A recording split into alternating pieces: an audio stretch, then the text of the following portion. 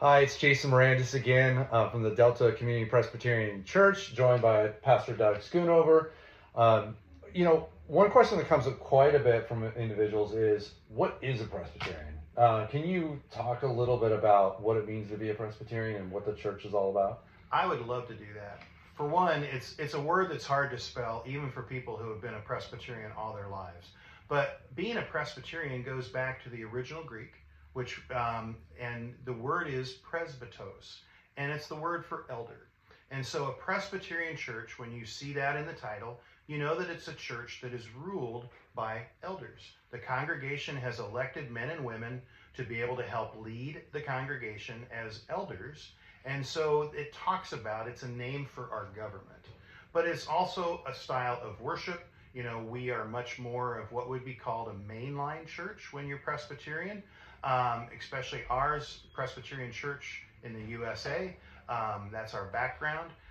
But Presbyterian is hard to spell, but it's at the heart of who we are, and it's elder rule. Is there anything that makes it especially differentiated from some of the other Protestant faiths that comes top of mind, or anything that you think is important that as somebody gets into Presbyterian faith that kind of we pride ourselves on, if you want to call it that? Yeah, I would say another big part of being Presbyterian is realizing that we're an orderly group of people. Mm-hmm. We are one of the oldest denominations in the United States. We've been around since before the American Revolution. And we have, besides the Bible, which is our main tenet that we follow, over the years we've developed what's known as a book of order.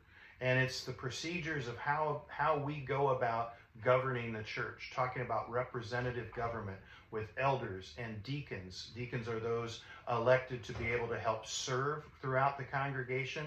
And then also how we go about doing our worship. In our book of order, it shows every part of our worship service and why we do it, with all the scriptural background as well. And so we are what you would call more of a liturgical church. We follow a liturgy, which is an order of worship that if you grew up Catholic or Lutheran or Episcopalian, we would fit right in among that style of worship with them.